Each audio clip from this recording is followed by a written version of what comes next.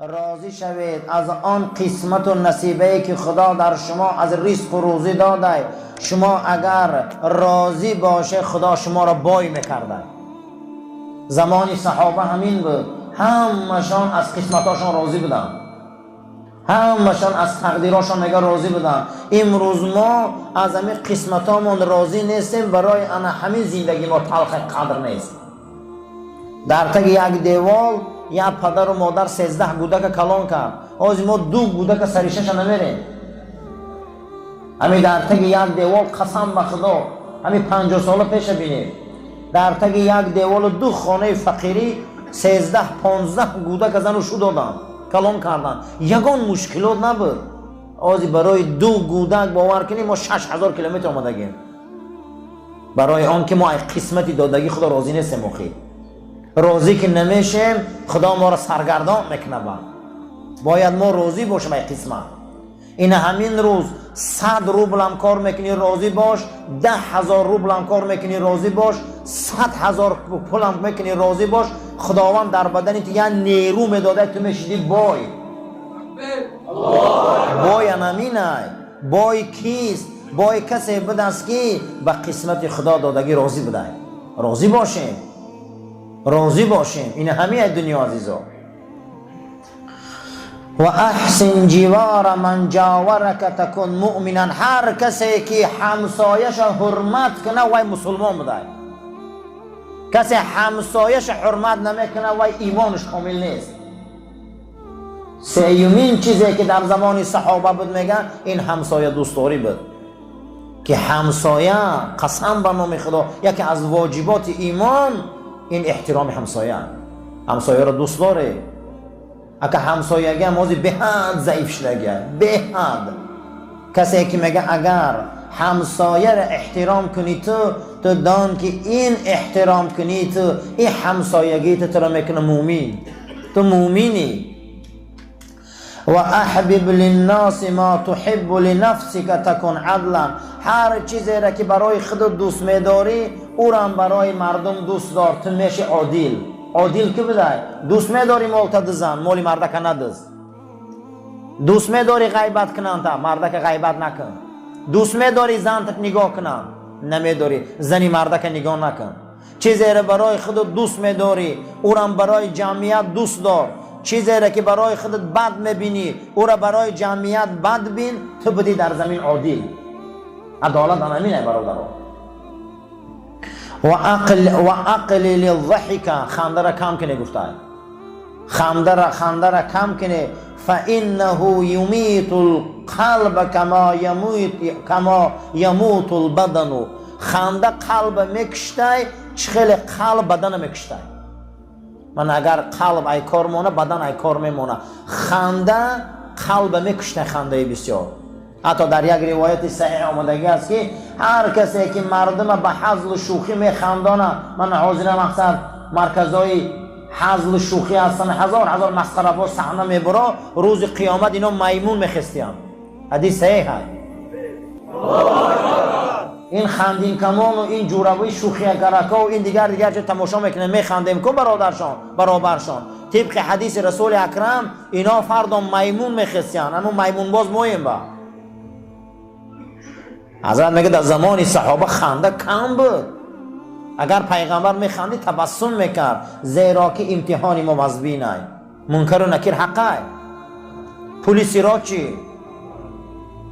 ترازو چی؟ عزرائیل خدی روبرو آمدن چی؟ امام غزالی گفت است که از کتاب تورات و انجیل و زبور و تمام بزرگا قد ششتم ای 400 استاد همین قولا را گوش کردم. از مردن تا لحد ماندن خدا 40 سوال میداده. هیچ کسالی او سوال را تیار نکرده چی نمیخندی. ای مردن تا لحد ماندن گفته 40 سوال خدا میداده. حال قیامت سوال سر نشده 7 سوال میداده. یکم میگه عمری را که دادم در کجا صرفش کرده؟ این پول و مال را که دادم در کجا کسبش کرده؟ جوانی که دادم در کجا پیرش کرده؟ میپرسیده. ای همین مردن تا لحد 40 سوال بوده. اینا میگن عقبه. عقبه های وزبین داریم در پیش. اول تلخی جان، دویم سلامت بردن ایمان. کی باور داره که سلامت میبره ایمان پرده خاکولی؟ در زمان حضرت عمر رضی الله تعالی عنه یک مسیحی بود، میگه از عربای بنی لخم بود، بعد اساسا شاه میشود. عربای بنی منذیر شاه میشود در عراق، بسیار شاه کلان میشود. با موسم حج بوده، میبینه که پای یک اعرابی را میجقه، پاش یک اعرابی میجقه، یک بادیه نشین. غرورش بلند دیگر یک مش در دهن همون انسان فقیر میزنه، پا ما جقه دی. گفته خیلی شاه لبا میکفه و هم میشینه به خانه خدا علمش میکنه، میگه این زمان عدالت های، زمان عمر های. میپرسن که امیرالمومنین خیمش او بر کعبه ده زدگی های، میگه میرم شکایت به صاحبه که در دهن من به مش میزنه. میگه حضرت عمر ششتگی، میگه همین خیلی مرد، همین خیلی قدای در کفت چپش خالی سبز داره. گفته میبیاین که این شاه بنی منذیر بوده، مسلمان شدگی، یکی از همون امیرای دور. و میگه همین نزدی؟ میگه بله. و میگه چی میخوایی؟ میگه حضرت دهنم کفید. به حضرت میگه که دستات پایان کن، میگه یک مش در دهنت میزنه، قدشه میگیره، عدالت باید جاری شود. میگه بعد روز میگه خب پلوت میتیم اینود میتیم که عربی اگر بوده روزی نمیشه. خب میگه فردا همین شو میگریزه میره حبشستان مسیحی میشود، به خاطر که هم مشمن میزنه بوده غرورش. همین شاه میگریزه امیر بود، امیر بنی منذیر، گریخته مسیحی میشود. در مسیحیت چی را قبول میکنه؟ در همون حبشستان میره مسیحی میشود.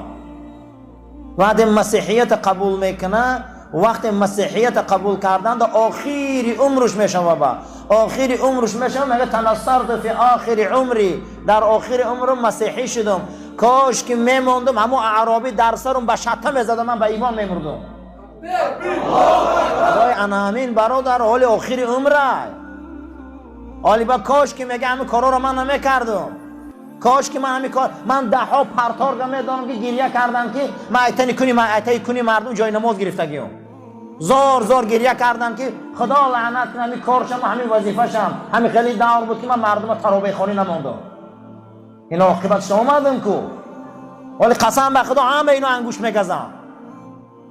این درگاه خدا های، من ده ها پرتارگه خودم شاهیدم، پرتارگاه رو کلانو میدونن که بود. زار گریه کردن که ما واقعا جاهل بودیم، اگر همون وقت میمردیم ما به ایمان بودیم. برای همین انسان باید فکر کنه یک مراتبه. چی ده میخندی ولی بلند؟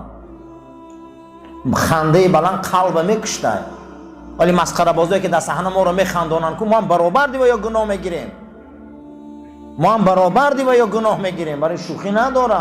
جناب پیغمبر گفته بود که زمانی ما صحابه هاش و تابعین خنده را کم میکردن، زیرا که خنده قلب میکشه، چی گونه که قلب بدن میکشه. برای این برادرها خنده را کم کنیم، زیرا که ای پیش ما عقبه های وزبین داریم. و کان یقول، حضرت گفتن ایها الناس، ای مردم، اینکم لا تنالون ما تحبون الا بترک ما تشتهون. ای مردم، شما هیچی را صاحب نمیشه، او آرزو و حواساتان صاحب نمیشه تا شهوت و کیف و صفا و افلاسی را بس نکنی. تا کیف و صفا را بس نکنی، این رمضان در امروز تا فرو رفتن آفتاب ما چند چی را بس میکنیم، با خدا میگه لعلکم تتقون، شما با تقوا میرسه. تا امروز گشنه و تشنه نمونی با او درجه نمیرسی. امروز بسیاری چیار آدم ها دوست میدارن، اما برادرها او دا فقط چیکار میکنی؟ بس میکنی کیف و صفا را، بس میکنی کارهای ناشایسته را، با او درجه میرسی. ولا تدركون ما تعملون الا بصبر على ما تکرهون. شما یگان جا نمیرسه، یگان درجه نمیرسه مگر به صبر، و صبرم خیلی وزبینه، خیلی مشکله. شما میکنه که همیتا پخته برای به مقاله ها رسه. طبق سلسله بحثامون و بحث و مناظره هایی که هر شب رمضان ما با شما داریم، با عنایت و رحمت خدا از کتاب حضرت حسن بصری و در زمان پیغمبر چرا قدر قیمت بلند بود، در زمان تابعین چرا قدر قیمت بلند بود بین مسلمان ها، و امروز قدر قیمت منزله در بین ما خیلی ضعیف شده. سبباش می بیاره که سبباش چی بود؟ دیگر از سببهای قدر قیمت در زمان رسول اکرم و در زمان تابعین چی گونه بود؟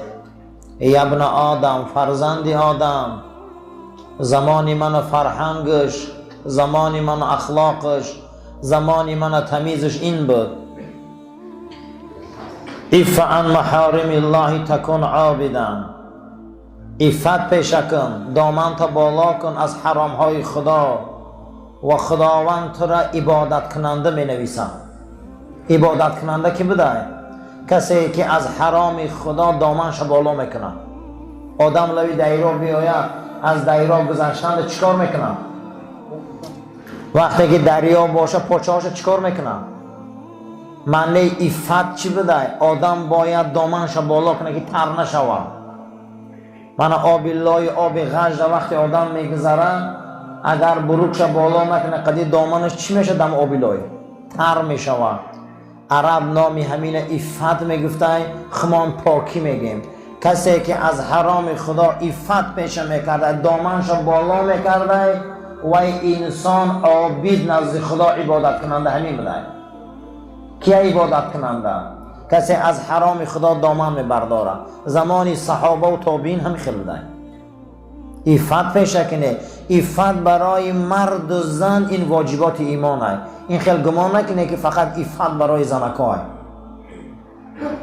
برای ما هم واجبه، برای زنک هم واجبه. قسم به خدا کسی عفت نداره و عبادت کننده نیست. معنی عفت چی بوده؟ دامناتون بالا کنه از حرام خدا و رسول.